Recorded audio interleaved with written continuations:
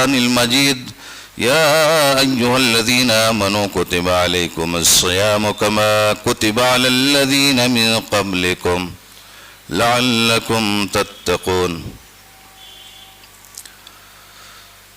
تمام قسم کی تعریفات، توصیفات، بڑائی و بزرگی و کبریائی اللہ وحدہ لا شریک کے لیے ہے، جو خالق کائنات ہے، مالک ارض و سما ہے، اور پورے دنیا کا انتظام ایک خوبصورت ڈھنگ سے چلانے والا ہے۔ درود و سلام نازل ہو احمد مصطفیٰ محمد مجتبیٰ رسول عربی جناب محمد رسول اللہ صلی اللہ علیہ وسلم پر۔ رمضان المبارک کی آمد ہے، اور ہم سب اپنے اپنے ایمان اور یقین کے مطابق اس کی تیاری میں مصروف ہے، اور اللہ تبارک تعالیٰ نے انہی لوگوں کے ایمان والوں کے بارے میں فرمایا، ان المسلمین والمسلمات والمؤمنین والمؤمنات، مسلمان مرد مسلمان عورت ہے، مومن مرد مومن عورت ہے، والقانتین والقانتات والصادقین والصادقات والصابرین والصابرات، فرما بردار مومن فرما بردار عورتیں، سچ بولنے والے مرد سچ بولنے والی عورتیں، صدقہ دینے والے مرد صدقہ دینے والی عورتیں، والصائمین والصائمات، رمضان کے روزے رکھنے والے مرد رمضان کے روزے رکھنے والی عورتیں، اعد اللہ لہم مغفرۃ و اجرا عظیما، اللہ نے ان دونوں کے لیے بخشش کا بھی وعدہ فرما لیا ہے، جنت کا بھی وعدہ فرما لیا۔ اور اللہ تبارک و تعالیٰ نے یہ جو مقدس مہینے کے روزوں کو فرض کیا، یہ پہلے کے لوگ بھی رکھتے تھے، لیکن جناب محمد رسول اللہ صلی اللہ علیہ وسلم کی لائی ہوئی شریعت مطہرہ اس کا نظام کو الگ ترتیب کیا، سسٹم کو الگ کیا، اس کے اجر و ثواب کو بھی الگ مرتب کیا۔ ایک حدیث مبارکہ آپ کو سناؤں، جو ایک صحابی کا خواب تھا، اور رمضان کی حقیقت سمجھ لیں، شہید کا اجر و ثواب بہت عظیم ہے۔ دو لوگ محمد رسول اللہ صلی اللہ علیہ وسلم کی خدمت میں تشریف لائے اور اسلام قبول کیا۔ ایک تو میدان جنگ میں شہید کر دیا گیا، اور دوسرا جو تھا اس شہید کے 1 سال کے بعد اس کی موت واقع ہوئی۔ صحابی نے خواب دیکھا کہ جو شہید ہوا وہ بعد میں جنت میں گیا،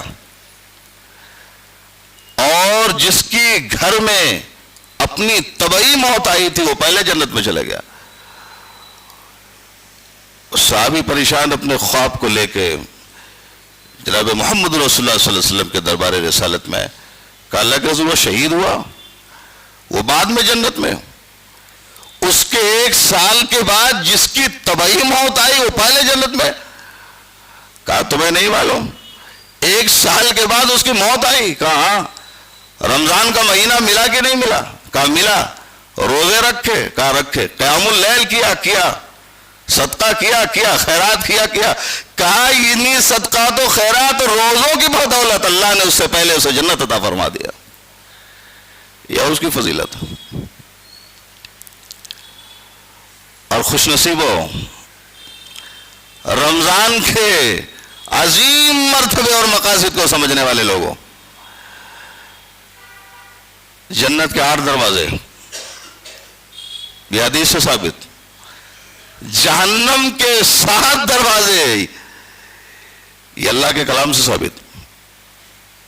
ان 8 دروازوں میں باب الریان ایک ایسا دروازہ ہوگا کہ روزے دار کے سوا اس دروازے سے کوئی داخل ہی نہیں ہو سکتا، اسے پکڑ کے باہر پھینک دیا جائے گا، اے ہٹو کس کا راستہ؟ کہا یہ روزے داروں کا راستہ، ان کے بغیر اس دروازے سے کوئی جنت میں نہیں جا سکتا۔ یہ اللہ تبارک تعالیٰ نے ان لوگوں کے لیے جنہوں نے اس ماہ مقدس کے قیام کو سمجھا، صیام کو سمجھا، اس کی قدر و منزلت کو سمجھا، اللہ کی عزت اور محمد رسول اللہ کی رسالت کو سمجھا، یہ فضیلت ان کے لیے۔ تو لہذا رمضان المبارک کے جو مقدس مہینے سایہ فگن ہونے والے، ہم ذہن کی حاضری کے ساتھ، عقل کے ساتھ، اپنے مال کے ساتھ، قیام کے ساتھ، اپنی طاقت کے ساتھ، بے پناہ مشغولیتوں کی فراغت کے ساتھ، مکمل ذہنی جستجو اور انہماک کے ساتھ ہمیں اللہ کے لیے تیار ہو جانا چاہیے۔ اور یہ انہی لوگوں کے نصیب میں آتا ہے جنہیں اللہ اس کے لیے چن لیا کرتا۔ اور روزوں کے ساتھ ساتھ بہت چیزیں ہیں جو اس ماہ مقدس سے جڑی ہوئی ہیں۔ خصوصیت کے ساتھ رمضان المبارک کے مہینے میں اللہ تبارک تعالیٰ نے قرآن مجید کا نزول فرمایا تھا، لہذا قرآن کی کثرت سے تلاوت کیا کرو۔ اور آپ کو عرض کروں، حضرت جبرائیل امین رمضان المبارک کے مقدس مہینے کی ہر رات رسول اللہ کی بارگاہ میں حاضری دے کے رسول سے قرآن سنا کرتے تھے۔ یہ شرف حاصل کرو، کثرت سے قرآن مجید کی تلاوت کرو۔ تو یہ قرآن مجید کی کثرت سے تلاوت، یہ ایک وقت متعینہ بنا لو، آج اتنے پارے پڑھنے ہمیں، یہ ثواب ملنے کا بہترین ذریعہ اور جنت میں جانے کا بہترین ذریعہ۔ تو رمضان میں قرآن مجید کا نزول ہوا، اِنَّا أَنزَلْنَاهُ فِي لَيْلَةِ الْقَدْرِ وَمَا أَدْرَاكَ مَا لَيْلَةُ الْقَدْرِ لَيْلَةُ الْقَدْرِ خَيْرٌ مِّنْ أَلْفِ شَهْرٍ۔ تو ایک تعلق تو رمضان کا یہ کہ جبرائیل امین مصطفیٰ کی بارگاہ میں رات آتے تھے، قرآن مجید کا دور کرتے تھے، سنتے تھے آپ سے۔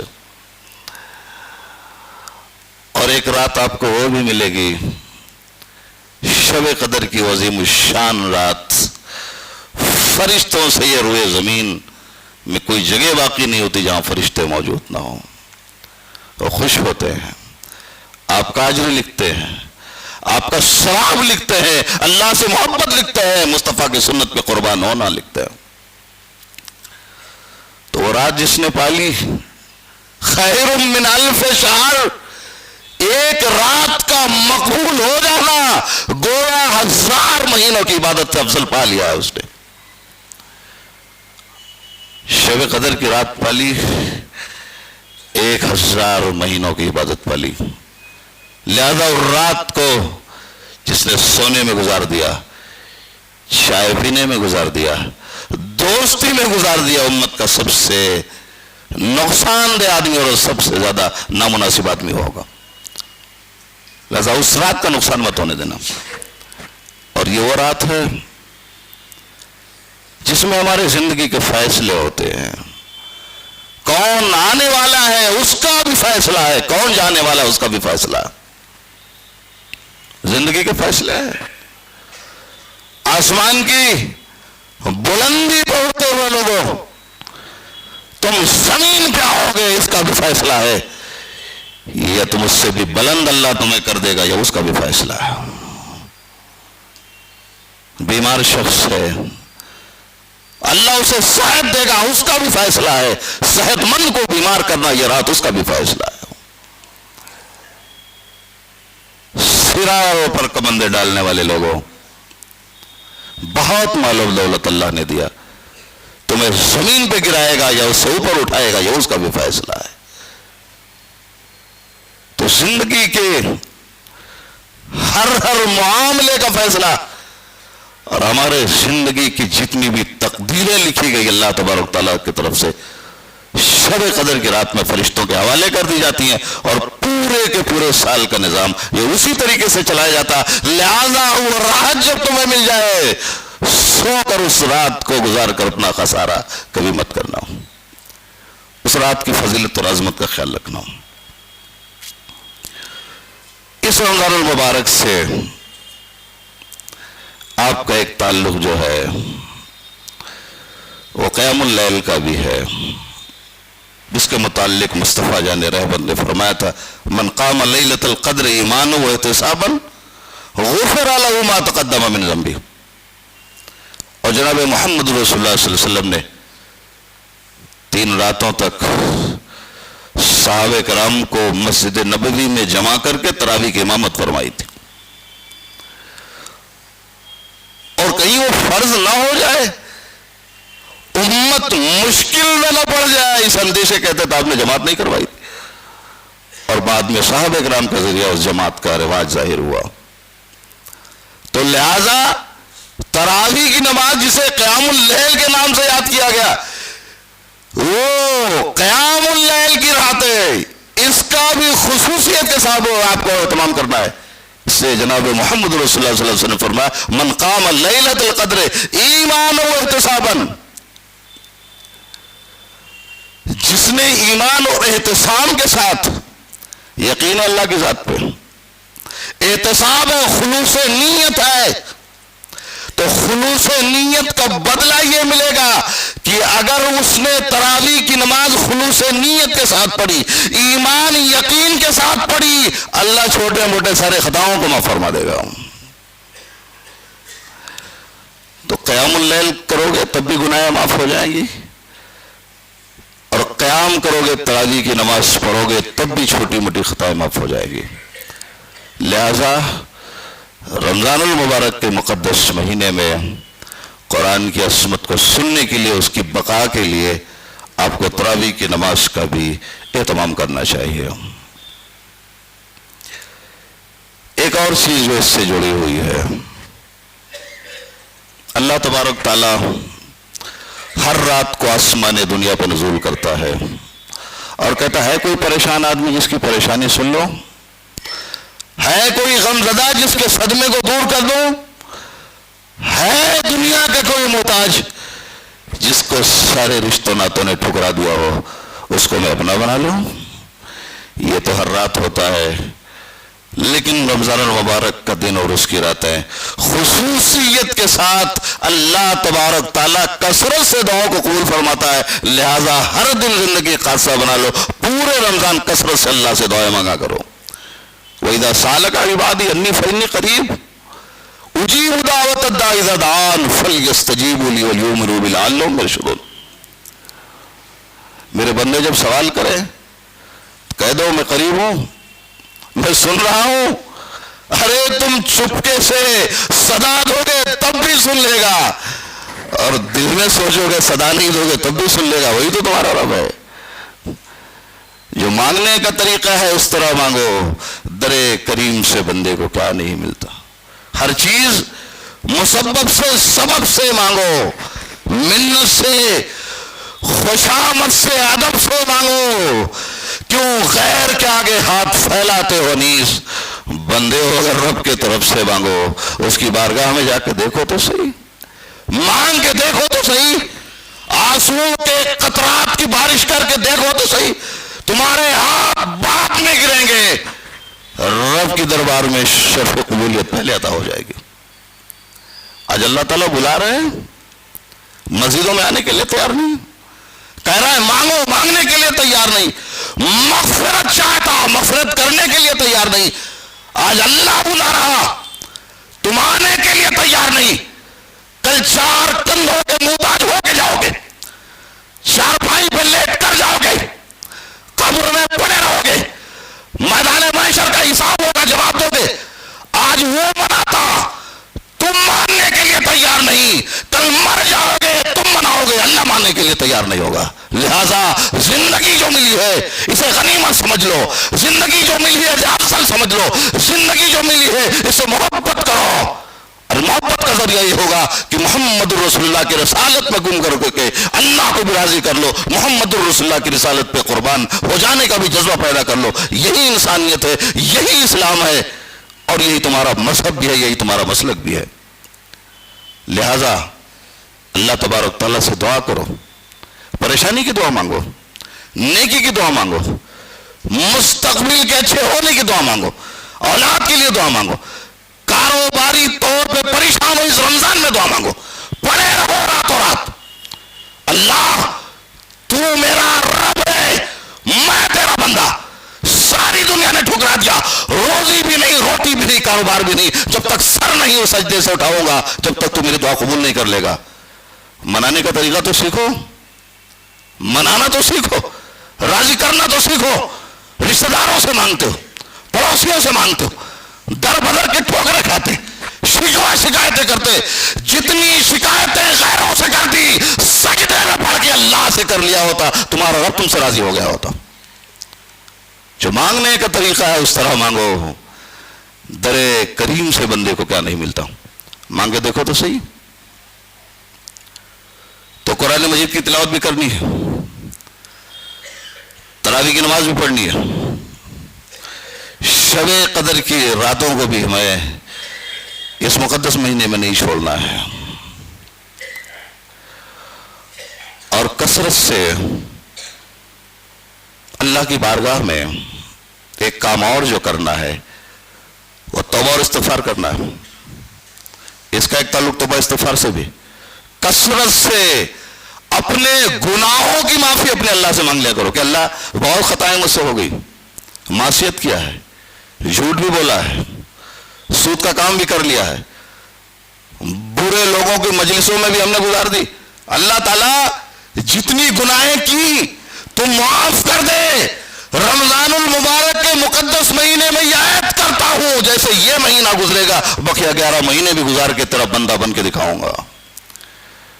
ये भी याद करना। और इस्तिग़फ़ार में वो बरकत है, कसरत से इस्तिग़फ़ार किया करो, अस्तग़फ़िरुल्लाह चलते फिरते पढ़ते रहा करो। इमाम अहमद बिन हम्बल रहमतुल्लाह अलैह अपने ज़माने में किसी मस्जिद में गए, और सोशल मीडिया का तो ज़माना ही नहीं था, कई साल पहले की बात है। मुसाफिर थे, मस्जिद में आराम करने के लिए गए, तो मौज़िन ने उनको मस्जिद में रुकने नहीं दिया। उसे भी नहीं पता अहमद बिन हम्बल हैं, ये इतने बड़े आलिम है वक्त के। एक आदमी गुजर रहा था तो कहा चलिए मौलाना साहब मेरे घर आप क़याम फरमा लें। वो उनको अपने घर लेकर गया, बिस्तर बिछाई, इमाम साहब को लेटा दिया और आटा गूंदना शुरू किया। आटा गूंदते जा रहा है, अस्तग़फ़िरुल्लाह अस्तग़फ़िरुल्लाह अस्तग़फ़िरुल्लाह पढ़ते जा रहा है, आटा गूंदते जा रहा है, रोटी बनाते जा रहा है, अस्तग़फ़िरुल्लाह पढ़ते जा रहा है। तो इमाम अहमद बिन हम्बल रहमतुल्लाह अलैह ने पूछा, कहा यार सारी ज़ियाफ़त कर दी, बिस्तर लगा दिया, मेहमान नवाजी कर दी, लेकिन एक बात जो समझ में नहीं आई, ये तुम अस्तग़फ़िरुल्लाह क्यों पढ़ते हो बार बार? जब से मेरा साथ तुमने लिया अभी तक यही पढ़ रहे हो। कहा इमाम साहब मामला ये था कि मैं बहुत गरीब आदमी था, लेकिन जब से मैंने अस्तग़फ़िरुल्लाह पढ़ना शुरू किया अल्लाह ने इतना माल दे दिया कि माल संभाले नहीं आ रहा है। ये अस्तग़फ़िरुल्लाह की बरकत थी। कहा और भी कोई ख्वाहिश है जो बची है? कहा एक ख्वाहिश बची है। कहा क्या है? कहा वक्त के एक बहुत बड़े आलिम दीन है जिनका नाम अहमद बिन हम्बल है, मैं चाहता हूं अल्लाह ताला उसे मुलाकात करवा दे। उसे नहीं पता अहमद बिन हम्बल ही मेरी चारपाई पे लेटे, उठ के खड़े हो गए, कहा गले मिल लो, ये आखिरी ख्वाहिश पूरी करने के लिए अहमद बिन हम्बल को अल्लाह ने तुम्हारे घर भेज दिया। ये भी पूरी हो गई। इमाम हसन बसरी रहमतुल्लाह अलैह तौबा और इस्तिग़फ़ार के बारे में लिखते, एक आदमी आया कि उसने कहा कि मेरा कारोबार नहीं चल रहा है। कहा तौबा क्या करो। एक आदमी आया, कहा शादी को कई साल गुजर गए, बच्चा नहीं पैदा हो रहा। कहा इस्तिग़फ़ार क्या करो। मुझे नहीं पता औरतों का इंतजाम है कि नहीं, पर माएँ बहनें आई हैं तो ये बात नोट करके जाए, कसरत से इस्तिग़फ़ार किया करे, बच्चा नहीं पैदा हो रहा। कहा तौबा क्या करो। कहा एक आया का कारोबार ठप हो गया, कहा तौबा क्या करो, अस्तग़फ़िरुल्लाह कहो। एक आया का बहुत खजूरों के बागात थे, सब मंदी पे चले गए, कहा अस्तग़फ़िरुल्लाह क्या करो। कहा इमाम साहब हर सवाल का जवाब। कहा मैं अपनी तरफ से नहीं कहा, ये मैंने वही बात कही है जो मोहम्मद रसूलुल्लाह ने हदीस मुस्तफा में बयान फरमाई है। कसरत से अस्तग़फ़िरुल्लाह पढ़ा करो, सारे मर्ज़ की एक दवा है। तो कुरान भी पढ़ना है, दुआ भी करनी है, اور اس مہینے کا جو ایک تعلق ہے کثرت سے توبہ استغفار بھی کرنا ہے. اب یہ تو وہ چیزیں رہ گئی جو جڑی ہوئی تھی رمضان المبارک کے مقدس مہینے سے. اچھا، ہم سارے کام کر لیتے ہیں، قرآن بھی خوب پڑھے، روزہ بھی خوب رکھے، دعا بھی خوب کیے، اور صدقہ خیرات بھی خوب کرنا ہے. میں بھول گیا تھا، اللہ کے نبی جناب محمد رسول اللہ صلی اللہ علیہ وسلم کے بارے میں آیا کہ تیز ہوا سے بھی زیادہ سخی ہو جاتے تھے. سے ہوا تیز چلتی ہے نا، بہت تیز ہوا چلتی ہے، پوربی، پچھوائی، دکنائی، اس سے کہیں زیادہ تیزی سے رمضان المبارک میں صدقہ خیرات کرتے تھے. لہذا اس مقدس مہینے میں آپ کو صدقہ و خیرات بھی کثرت سے کرنا ہے. یہ بھی سنت رسول ہے، سنت مصطفیٰ ہے. آج آپ سارے کام کر لیے، لیکن گالی ویسے دے رہے ہیں جو پچھلے مہینے جیسے میں آپ نے پکی تھی. گالی وہی ہے، بھاشا وہی ہے، غیبت وہی ہے، سارے گناہ کے کام وہی ہے، ایسی کی تیسی آج بھی کرتے جیسے کل کرتے تھے. من لم يدع قول الزور والعمل به فليس لله حاجة ان يدع طعامه وشرابه. یہ سارے کام مولوی نے بتا دیے، سب آپ کر لیں گے، لیکن سب کرنے کے بعد اگر دن بھر آپ جھوٹ بول دیں جیسے پہلے بول رہے تھے، فليس لله حاجة ان يدع طعامه وشرابه، سارے گناہ ویسے جیسے آج بھی. رند کے رند پیا، ہاتھ صبح کو جام پیا، شام کو توبہ کر لی، رند کے رند رہے، ہاتھ سے جنت لگ گئی. وہ میکدے والا بھی راضی ہے اور اس کا رب بھی راضی ہے، دونوں تو راضی نہیں ہو سکتے. تو اللہ کو ایک جانو، اس سے محبت کرو، اسے ایک مانو. تو سارے نیکیوں کے کام، لیکن جھوٹ بھی بولتا ہے، غیبت بھی کرتا ہے، بروں کی مجلس میں بیٹھا جھوٹ پہ جھوٹ بول کے مال بھی بیچ رہا ہے. حدیث مصطفیٰ ہے، اللہ کو ضرورت نہیں، روزہ توڑ دے. اللہ کو ضرورت نہیں، اللہ تیری عبادت کو مقبول نہیں فرمائے گا. لہذا جھوٹ بولنے سے بچنا ہے، اور ہمیشہ بچنا ہے، کثرت سے بچنا ہے. لہذا جھوٹ مت بولو، گناہ کا کام مت کرو، برائیوں کے قریب بھی مت جاؤ، اور ہمیشہ اپنے اللہ تبارک تعالیٰ کو راضی رکھنے کی کوشش کرو. ایک کام اور ہے جو خاص کر نوجوانوں کو بچنا ہے. رمضان میں، مقدس روزوں کے مہینے میں، آدمی کبھی کبھی وہی چیز جو بطور ثواب ہے وہی اس کے لیے بطور عذاب بن جاتا ہے. جناب محمد رسول اللہ صلی اللہ علیہ وسلم کے زمانے میں ایک آدمی آیا، اس نے کہا اللہ کے رسول، روزے کی حالت میں نے اپنی بیوی سے ہم بستری کر لی. بوس و کنار کے حد تک تو جائز ہے، ہم بستری جائز نہیں. نبی علیہ الصلوۃ والسلام نے کہا کہ تم کو غلام آزاد کرنا ہے. وہ دور تھا، غلامی کا دور تھا، کسی کو آدمی خریدتا تھا اور اللہ کے لیے پھر آزاد کر دیتا تھا، بہت اجر و ثواب تھا. تو کہا میں غلام تو نہیں آزاد کر سکتا ہوں. کہا پھر اگر گناہ کیا، روزہ توڑ دیا، تو دوسرا کفارہ یہ ہے کہ تمہیں 2 مہینے مسلسل روزے رکھنے ہیں.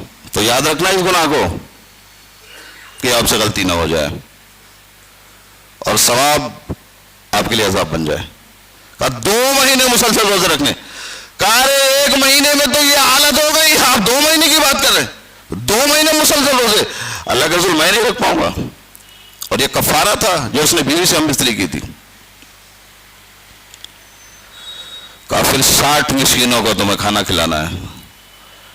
کہا 60 لوگوں کو، غریب لوگوں کو؟ کہا ہاں. کہا اللہ کے رسول میں تو اتنا غریب ہوں کہ میں 60 مسکینوں کو کھانا وانا نہیں کھلا سکتا ہوں، کچھ بھی نہیں کر سکتا. کچھ دیر کے بعد کھجوروں کا ایک بڑا سا تھیلا جناب محمد رسول اللہ صلی اللہ علیہ وسلم کی خدمت میں لا کے کسی صحابی نے ہدیتاً دیا. اللہ کے رسول آپ کے لیے کھجوروں کا تھیلا ہے. نبی صلی اللہ علیہ وسلم نے اس دیہاتی کو بلایا، کہا کہ سنو ادھر آؤ، تم روزہ بھی نہیں رکھ سکتے، کفارہ بھی نہیں ادا کر سکتے، غلام بھی نہیں آزاد کرتے، 60 غریبوں کو کھانا بھی نہیں کھلا سکتے. یہ کھجوریں ہمارے لیے آئی تھی، یہ کھجوروں کا تھیلا لے لو، لے جاؤ غریبوں میں تقسیم کر دو. اس نے کہا اللہ کے رسول مدینہ میں مجھ سے زیادہ غریب تو کوئی ہے ہی نہیں، میں کس کو لے جا کے کھجوریں دے دوں. اللہ کے رسول مسکرائے، فرمایا لے جا تو خود کھا لے.